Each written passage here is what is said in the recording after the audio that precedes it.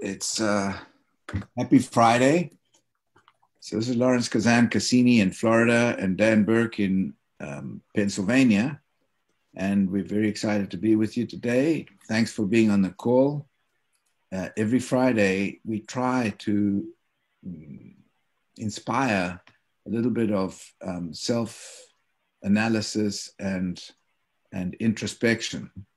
So as usual, the first thing I like to talk about is the slaughterhouse of failure is not in my destiny. I will persist until I succeed.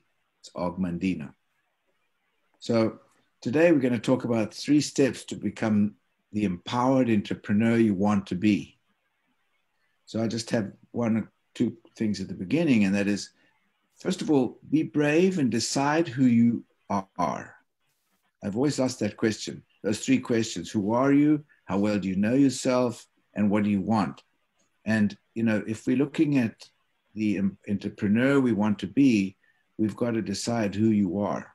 Be objective, be not overcritical, but realistic. And once you've identified yourself, decide really who you want to be. Dan's got a little quote that he'd like to mention at the beginning, and then I'll talk about something else. Yeah, so I wanted to start off by first just defining what empowerment means. Empowerment, and I'm going to read this from the definition. Empowerment means people having power and control over their own lives. You can't empower someone else or make someone empowered. It is about ways of working and supporting someone that means that they can take control and responsibility of their own lives. And so one of the first things we're going to talk about is what's the difference between effective versus ineffective people. Effective people take responsibility for their own actions. And so I saw a quote yesterday that kind of hit this home, and it was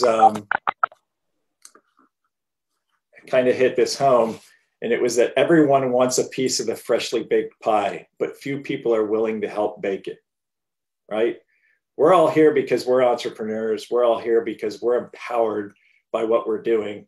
And we're here on every day, Monday, Wednesday, Friday, and every other day of the week, working the business, baking the pie. And we're trying to find folks who are interested in helping to bake it with us, not just come and eat the pie, right? And, so we reach out to people on LinkedIn and Facebook, and, 1,000 people, you're going to get 1,000 people that say they're interested in, new revenue opportunity.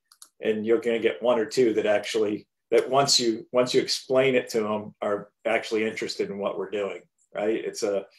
Not everybody is going to want to help bake it, because it might be too difficult. It might be too far outside their comfort zone. There's a myriad of reasons why people aren't going to help us or work with us. But we need to find out what that is. And one of those things that Lawrence talks about a lot is the pain, but I'll let Lawrence, I know you had some comments on this as well. Well, thanks, Dan. Just a quick segue to what you were saying. I was talking to Andy Feltz this morning, and he was saying that, he's trying like crazy to employ. He's looking for 20 doctors to work more in his company, in his group. I mean, his healthcare company, his nursing home company, and he can't get them. And he said a lot of the people that are the optometrists and so on, and physicians that he has got working, are also having trouble finding people. And the reason is that a lot of people find that they're getting some money for nothing. And so it's just the easy way out to sit at home and do nothing and maintain oneself in the situation of mediocrity, instead of going out and actually hustling. So before I say that, I just want to also mention something, that we have choices. And I remember when I was in my early 20s, I was in a place called Positano in the south of Italy, because I was studying at a research station near Positano. And I used to go to a nightclub every night almost. It was called Il Bacco. And there I met an Austrian artist. hippie. He was a hippie. And he was there every night for 2 or 3 weeks. And then he wouldn't be there for another 2 or 3 weeks. And then he'd come back for 2 or 3 weeks. And he was an artist, and he lived in a cave with an ex-Australian prostitute. And they had all kinds of chickens and goats, and I don't know what the hell they had in there. But he also had a little 3-wheeler motorcycle with paintings on it. And he would paint, make a few bucks, and then spend his time in the nightclub. Then he would go on starvation wherever, go and paint, make a few more bucks. And I said to him, Rudy, you know, in some ways, I kind of envy you. You don't know what day it is. You don't know what currency we have. You don't have a phone. You're absolutely clueless about everything in life. And he said to me, he said, well, choose the speed you want to go in life. Some people drive with the foot on the accelerator. Some people drive with the foot on the brake. Choose your own speed. And that actually stuck with me.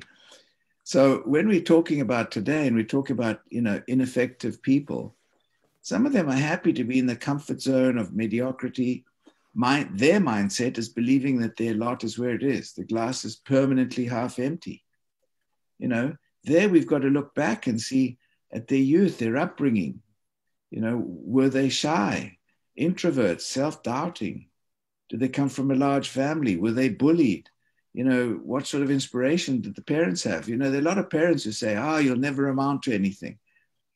So we've got to look back in our own lives and see what inspired us to be one way or another, whether we're real go-getters or we're not. And another little quick story. There was a mayor of Miami years ago whose father was a drunkard.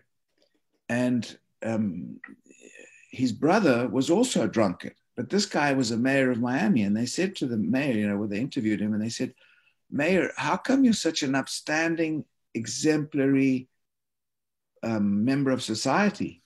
And he said, well, look at my dad. I mean, with a father like that, what do you expect? And they asked the drunken brother, why are you how you are, a drunk? And he also said, well, look at my dad. With a dad like that, what can you expect? So it's our perception of what we want and how we want to go about it. So this is very, very important. It all depends. This is what mindset's all about. We've got to look at our own perception. What do we want? And then see where we go from there. Absolutely. You know, and when you're talking about effective people, they don't wait around for the company or others in the organization to hand them a mentor or a plan. Effective people just take action. They get things done. That's in their DNA. They just want to get things done, especially if they're entrepreneurs. So, you know, they don't wait around for help. That's not to say that they don't ask for help when they need it, but because that's very important, but they seek help when they need it, right? And then they find a way to keep moving forward, even when that help isn't available. And so, you know, a lot of us on here, and probably all of us on here, we're entrepreneurs, we're effective people, we're getting done what we need to get done every day. And we're showing up every Monday, Wednesday, Friday to these meetings, to these calls, because it's an important part of the process. You know, a lot of people that come into this business, you know, that there's more than 23 people that we all have combined in our lines, that we're partners with in this business, right? But consistently only about 23, 24, 25 of us show up. There's 325 million people in this country. And then you think about the world, you know, why are only 23 people showing up to this call? We're all effective entrepreneurs, right? And we're going to be successful in this business because we're showing up for the calls. We're doing the work that it takes. We're collaborating with each other on these calls. This is a collaboration, right? We have good questions and comments at the end. And I think that's an important part of this process. And we can all learn from each other. And so, you know, being empowered means feeling confident in your abilities as well, and knowing that you can access the resources needed to be successful and to accomplish what you want. It means having a level of control over yourself and the world around you, and being comfortable with what you can't control, right? There's things in our lives that we can control, and there's things that we can't control. And if we dwell on those things that we can't control, we're going to remain stagnant. right? We're going to get hyper focused on those things, be distracted by those things. And so it's about thinking for yourself and being true to yourself. Being empowered enables you to get things done, right? Get things done. Take that massive action, reach your wildly important goals. And entrepreneurs, more than anyone, need to be empowered to succeed. So we need to all learn how to be empowered, utilizing the resources, getting on these calls, listening to each other, learning from each other, doing all those other things that we talk about, reading books, listening to audio books, getting on podcasts and things about this business and about being empowered and mindset and all those other things. So, success breeds success, and failure can breed failure, but it also can motivate. So it's important that we understand that it's okay to fail, but we've got to put in our minds that each failure is helping us strengthen ourselves. It's growing. It's a growing period in our lives when we can actually grow. So the mindset is, again, where how we've reacted to that failure or that success. If we're successful and we rest on our laurels, that's just as bad as being as failing and giving up. So this is where we have to really introspect and see, how did we react to whatever we did or we're doing, and what can we do to overcome that. And the only way we can fail in this business is if we give up. And we've got a whole team of people to support us as well. Absolutely, Lawrence. The first thing that we want to talk about when we're talking about being empowered is that you have to take responsibility for learning what you need. Don't expect others to teach you. That's one thing that people who are empowered do. They take control of their lives. That's part of being empowered. That's the definition of being empowered. They don't suffer from a lack of academic or intellectual skills. Entrepreneurs don't. More than anything else, entrepreneurs need practical skills. It's all about getting things done, and that usually means learning on the go, learning as you go. Entrepreneurs need to be willing to learn as well, right? And that's why we're here on a weekly basis, and we're learning from each other, and we learn from doing three-way calls. These are all parts of the process that if you're not following kind of this system, it's going to be harder for you to succeed. There's certain tenets that we need to follow in this business. And if we're not, and if you're trying to kind of forage or build your own path, you're going to have a much more difficult time. Why go against what's already been proven to work? When you talk about learning on the go, when I think I've mentioned it, I bought a franchise when I came to America. That's how I got my green card. And I remember I bought it actually with my ex or step-son-in-law. And it was a sign company. That was the first thing I did.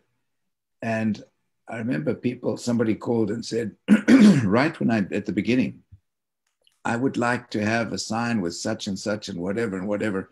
I had not even a clue what he was talking about. No clue. And he said, can you do it? I said, of course. Man, then comes the work of actually getting it done. But there was no hesitancy in my mind that, of course, we can do it. Has it ever been done? Yeah. Well, then I can do it. So I'm just saying that it's that fearless thought that one must have to be an entrepreneur.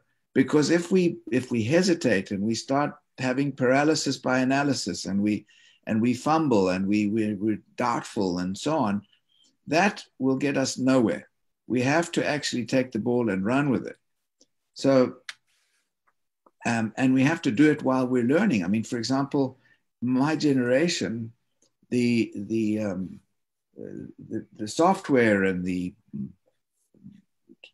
information that we have now available, and the computers and all this kind of stuff, that we didn't even have computers. I still had a roll-up phone. So for me, it's a scary thing.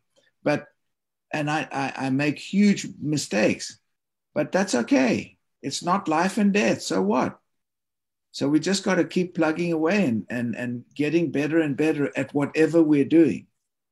And it's a process. We're always in a state of evolution.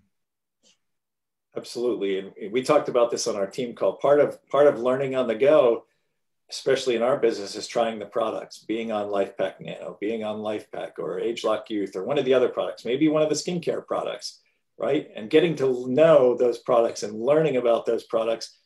Because if you don't know anything about the products, if you don't have a personal experience with them, how are you going to recommend them to other people? How are you going to say what you like about it, what you don't like about it, why you enjoy using the products? And so that's an important part of this process also. And it's being empowered to learn more about these products so that we can talk about them intelligently.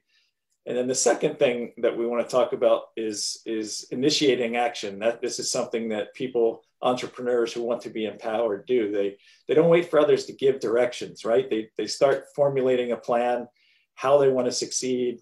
So they start setting goals. There's the old adage, you snooze, you lose, right? If you wait around for someone to tell you what to do, somebody else is already doing it, right? There's people that come into this business and they want us to spoon feed them everything. And then there's people that come into this business that learn what they need to learn, find out where the collaterals and everything are that we utilize on a daily basis. And they just go start doing it, right? And then they get us on three-way calls and we help them learn how to present the material, right? To physicians or to medical device reps. So initiating action, the thing about initiating action is that it involves some sort of risk. There's a risk of failing, a risk of losing money, wasting your time, looking foolish, all of these different things, right? But being able to assess risk and being comfortable with that are necessary prerequisites to initiating action. Well, there's something important though in all this.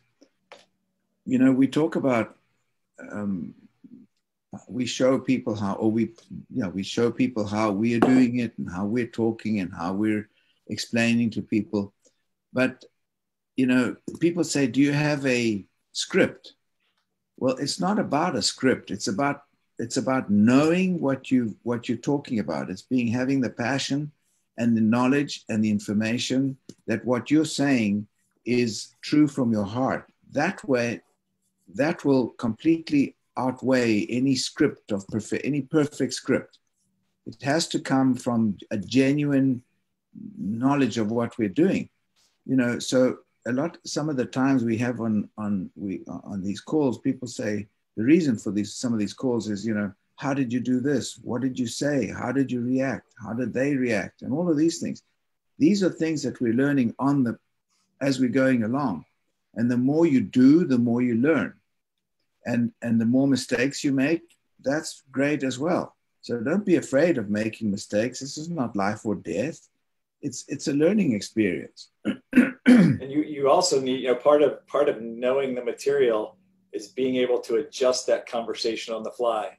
Yeah. And Lawrence and I have a great example of that from Wednesday night. So Wednesday night, I had a call scheduled with a pharmaceutical rep. And she shows up on the Zoom call and we start chatting with her. And a minute later, somebody else pops on the call. She goes, oh, I think my brother just popped on the call. And he jumps on, he's on the call. We start to see his video. And so we start chatting with him and say, oh, what do you do? Oh, I'm an optometrist. So then, it was almost comical to see Lawrence and our faces light up, because now we had a doctor. Not only did we have a sales rep, but now we had a doctor on the call as well, and we both went into, presentation mode. It was a little bit more important. I don't want to say it was more important than if it was a medical sales rep, but it was a little bit different, right? Now we had an influencer on there that could introduce this to his patients. And, he immediately asked about the business side of it. And, it was just one of those calls where you're just like, anything is possible in this business. You never know. You know, it's a perfect example of you never know where these conversations are going to go. And you're only ever one person away from getting that next position, right? And so I think we're going to place a couple of scanners from that probably today or Monday through that one phone call. You know, Lawrence was, you know, on his A game. He was fantastic. As usual, he hardly let me say anything. but I mean, it was just one of those calls where it reminds you really need to know what you're talking about, because you never know when you're going to have to shift gears, right? And initiating that conversation and initiating action on a daily basis is what's going to get you comfortable with doing that, right? You may be outside your comfort zone in a situation like that when you're first getting started, but preparing yourself for those situations, initiating action to learn more so that you can have a more educated conversation with whoever shows up on the call is what's going to help you be empowered to be successful. Yeah, and when something happens, we've got to be nimble about our presentation, and we've got to be able to pivot. We've got to be resourceful. We've got to be able to accommodate the person that we're talking to, because it's about them. It's not about us. And that we've got to keep in mind all the time. And when you said, you know, Dan, you also said, find ways to keep going. Don't let setbacks stop you from making progress, resourcefulness and resilience. Well, you know, entrepreneurs fail a lot. And I think one of the important things in all this is to bear in mind, you know, we all have down moments when we're like, oh, geez, I failed on that one. Oh, my gosh, I lost this possibility. Oh, some kind of a whoa happened. Well, you know, we've got to keep in mind and always keep those in mind. People who from nothing have come to be very successful. What did they do? How many baskets did they have to shoot to finally perfect the shots? How many putts did they miss until they finally got it right? How many doors did Colonel Sanders knock on before finding his bingo?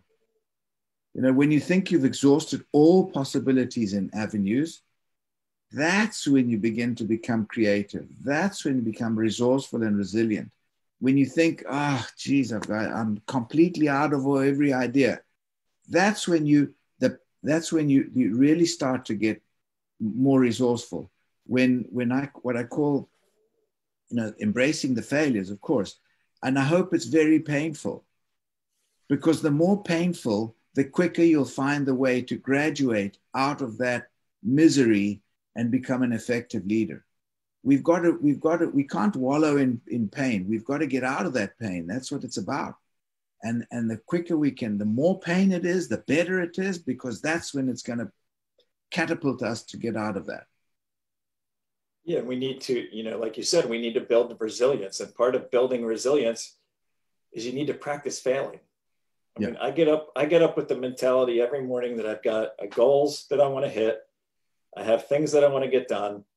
I have a goal for how many people I want to reach out to, how many people I want to send this to, that to.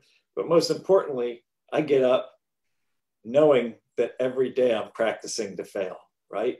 And when you're practicing to fail, you need to learn how to get back up and remain focused, even though you're failing, right? But you learn a lot from failing.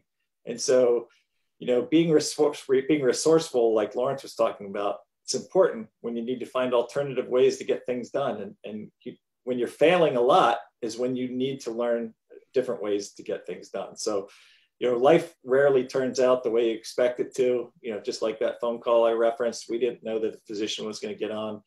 And you need to be flexible and creative to steer around the obstacles and break through any barriers, right?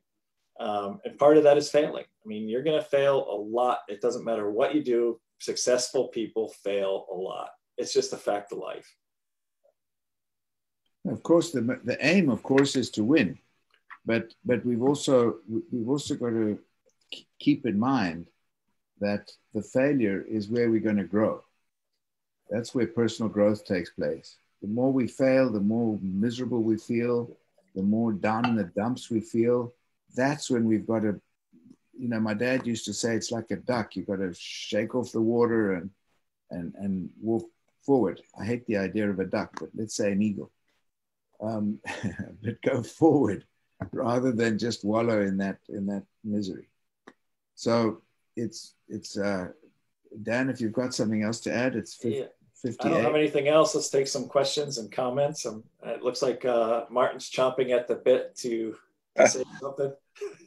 No, not really. I was just going to say that two things, actually. But the first one is, I think, looking back at things that I failed in a lot of things. I've also succeeded in a few which have unfortunately outweighed the failures, certainly financially. As I look back at that, the point about the failures is you examine them and you analyze them and you tear them apart and you figure out what it is that caused them. It's like an airplane crash. You know, get the FAA is all over the wreckage of that aircraft to find out exactly what went wrong. We don't do that with our successes. We just enjoy the successes and we move on without really observing what it was that made us successful in that circumstance. I think the other thing I wanted to say was one of my favorite stories about one of my favorite ladies in business is a woman called Sarah Blakely. She's the woman who invented Spanx. And there is a lot to learn from her story and her path. And one of the things which I think was tremendously interesting was that when the family would gather around the dining table every night, her father would go around the table and say, okay, what did you fail at today? Right. And as you look at that, you think, therein lay the seeds for her eventual success. You know, and if you continue to fail throughout your whole life, you know, nobody's entirely useless. You can always be a bad example for others. That's awesome, Martin. That's awesome. I wanted to comment too on a couple of things Lawrence said. You know, there's some people that do grow up and their mother tell them, you know, you can't do that. You're not capable or whatever. I was blessed. My father used to tell me two things. He would say, they seem to contradict each other until you look at them more deeply. Never try to be something you aren't. And the other thing he would say is, you're capable of doing anything that you want. Now, while those may seem to be contradictory, what it's really saying, and it took, you know, I've learned from this throughout my life, is that you can become anything you want. Don't try to be it. Actually do it. Become it. And a lot of that is just getting started. And one of the things I noticed with the people that I work with, like Dan and Lawrence and many, many others, is that they don't postpone. They don't say, I'm going to do this, but I'm going to wait. Every time someone says, I'm going to do it, they're lowering their percentage of actually doing it. They're postponing it, and what they're doing is coming up with little reasons which probably have no significance whatsoever of why they shouldn't do it. And eventually they just disappear, right? And you guys talked about that. An entrepreneur sees something and they seize it and they move forward with it. There's always obstacles. Lawrence also mentioned basketball player, you know, Michael Jordan, for example, or a golfer practicing their putts. And finally they get it right. But do they ever really get it right? Are they never going to miss a putt again in their life? Are they never going to miss a free throw? Even the best don't always succeed. But if you look at their record, it's successful overall. So seize the moment, move forward, make a decision, go with it. Commitment is everything. You've got to apply yourself. When you see something you want to do, you do it or you don't. It's that simple. Yeah. Thank you, Michael. That's excellent. And these are all these lessons in life that we've actually got to take from. And from, like you just said, your dad gave you two ways of looking at it. Don't be who be who you are. And then, so Jim wrote here, so do we sort and move on quickly or try to help people understand and maybe change? Well, you know, Dan, if you've got a comment on that. Yeah, I do. That's for me. That's a that's a play, in the midst of the conversation call for me. If I see something in there when I'm probing them for questions, I may come back to that person. But if you see in their body language, and that's why I like to do Zoom calls with these folks. I do Zoom calls right out of the gate. I don't want to get on a phone call with them because you aren't able to judge their body language and things like that. So for instance, I was on a call with a guy this week that, once I brought up the payment structure or the business model, you could just see he just became deflated, right? And so that guy, I'm probably not going to go back to him because that's going to be a major hurdle for us to get over. There's other people out there that it's not that big of an issue, and I'm going to have a much, much better chance of converting, right? So it's a play-by-play. For me, it's a person's personality. I look at their profile, whether they've been successful. I've talked about this in the past. If they've been through 12 different companies in 10 years and they don't seem that interested in this, I'm not that disappointed, right? They haven't been with the company long enough to show me that they're the type of person that can commit, right? And so there's a lot of factors that go into that, Jim. It's tough to say, but I just want to quickly go back. So I didn't have my parents got divorced when I was young. I come from a family of 10. There's 9 boys and 1 girl. And so I didn't have that male role model until my sister got married. And she married a physician, and he kind of took me under his wing. And I was always a really good soccer player. And I was fortunate enough to have a soccer coach that took me under his wing as well, and made me believe that, he saw that I put in the hard work and I was committed and resilient and all these different things and what I was doing on the soccer field. And he made me realize that I could do whatever I wanted, right? And I had some a guidance counselor in high school basically tell me, because I didn't, academically, I wasn't as good as I was playing soccer. And that was because I just wasn't focused academically, right? Not because I couldn't be, but because I didn't, at that point, it wasn't that important to me. Soccer was more important. But I still went to college. I got a scholarship to play soccer, and I had an excellent coach there as well that took me under their wing. So I've had 3 male role models that were very good to me and helping me, create success and that mindset. And so it doesn't need to be a member of your family. We all need to have mentors. Find a mentor in this business that's going to help you move forward, fail forward, somebody that's there for you when you're having those failures. Every day, if I reached out to everybody on my team every day, I guarantee you several of them would say, oh man, I'm reaching out to everybody. Nobody's getting back to me. They say they're interested, and then, that's it. And so you need to have that conversation with them, and move them forward. Those aren't actually failures. That's just, you're not seeing the success that you would like to see. I would say that, just to add to that, Dan, just very simply, or to answer Jim's question, the question is, with the person you're talking to, you've got to find out just how open-minded the person is. Like Dan was saying, the person was closed about money. He or she's got issues about that. So there, you don't really waste time. But the big thing about this whole, or everybody, is the attitude. What kind of attitude do they have? Is it a positive attitude? Is it a go-getter attitude? Is it an entitlement attitude? What sort of person are we talking to? Is it somebody who's worth talking to? Are they worth our time? We've got to consider this too. How much is your time worth? And when you get to my age, man, my time is worth a hell of a lot because I haven't got much of it left. So, we've got to consider that too. We've got to really consider the person we're talking to, and by all means, I spend a lot of time helping young people and guiding them and, whatever I can, but that's part of a choice that I have, not on a business side. On a business side, I'm going to waste time on people who are just not interested.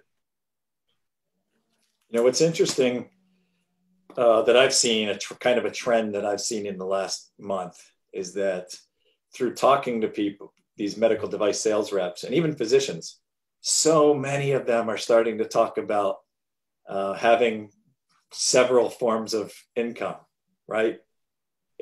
I've never seen anything like it. You know, previous 2 years in this business, very few people would talk about that. But now all of a sudden, I think because of COVID and they saw what happened, everybody seems to be focused on having multiple forms of income. So that's a conversation that if they don't bring it up now, I start to bring it up, right? Because that's one of those pains that Lawrence talks about, right? And you can stick in that samurai sword, like, you know, look what happened during COVID.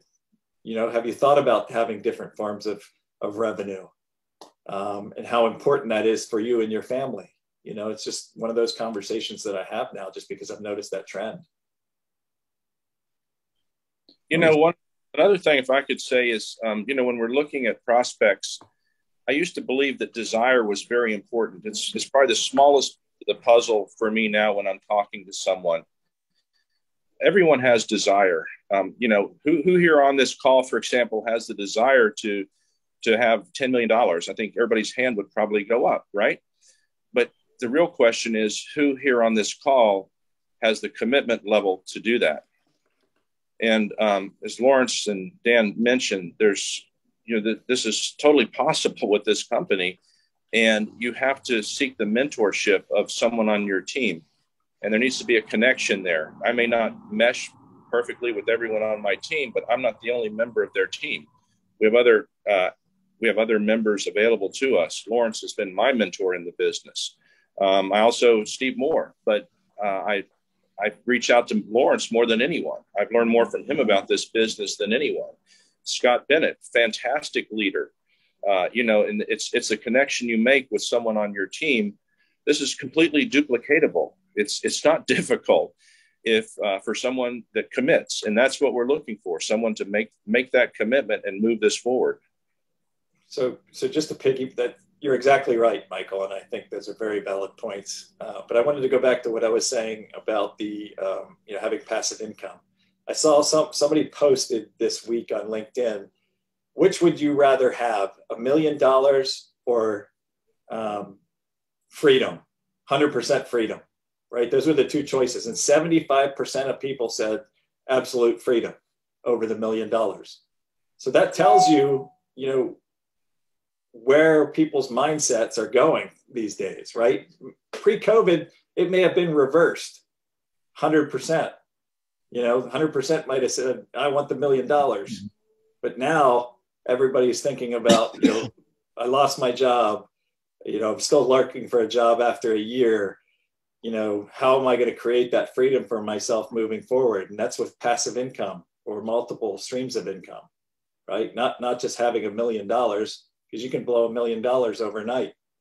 You know, it's having that money coming in, especially when things aren't going well in society or financially or, you know, whatever it may be. To have these, you know, secondary streams of income becomes very important to your absolute freedom. Yeah, interesting. Yeah, freedom is important. You know, I owned and operated a golf driving range for 19 years, and the income was very good. I enjoyed that work, but my freedom was limited. I owned, my job owned me.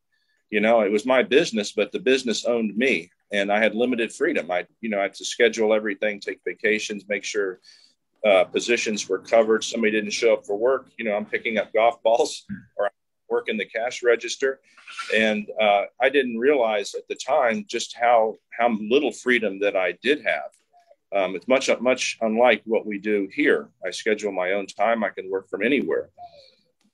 So it is that residual income that you're talking about, Dan, and freedom is very, very important. And I didn't realize how important it was until I got started in this and realized what real freedom feels like. Okay. Actually, yesterday I went to my cardiologist, and I said to him, "How are you doing?" And he said, "Oh, my wife is gonna, divorce me." And I said, "Oh, okay, that's normal. That's okay." He said, "Yeah." He said, it's really getting us down. So it's a question of." And then I said to him, I started a program about 5 years ago, not a program, but I started a kind of a movement in South America, and I called it Who Heals the Healers? Because the doctors are working in South America, they work a huge hour. I mean, a lot of hours every day, much more than they do here, for a fraction of the money. So, and even here, they've got a lot of burnout. Their families are dysfunctional because of the time that they, don't have for their families and so on. So the freedom we're talking about is absolutely huge. And when I said, who heals the healers? And I said to him yesterday, he said, what do you mean? And I said, well, when was the last time you had a massage? Do you know what Tai Chi is? What is Qi Kong? He said, Qi what? And I said, there's so much going on in life that you're sitting behind these four walls, helping everybody else, but you're not helping yourself in any way. You're making money, but so what? How do you spend it? When are you going to spend it? So the freedom part is absolutely huge. And it's a big subject, because it's not only money freedom, it's time freedom. It's freedom of having any kind of worries. I always write to people and say, I wish you serenity, mental peace, because that is another thing that you can have. Well, my brother's got all the money on the planet, and he is not happy about a lot of things. He's a lot of money is not everything, and nor is. I mean, it's that cake of the wheel of life. There's certain parts to it, and freedom is the biggest part of it. But the freedom of worry, that's what I think is the biggest one.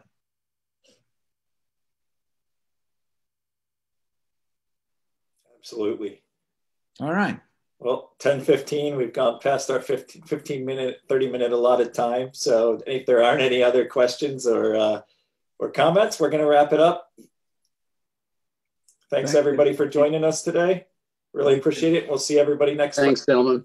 Thanks for your input. Thanks you, Dan. Awesome. Thank you, Lauren. Thank you, Dan. Lauren, thank you. See you next weekend. Have a good weekend. Bye. Yeah. Okay. Jim, keep that hat on all day. I love it. Woo-hoo. Thank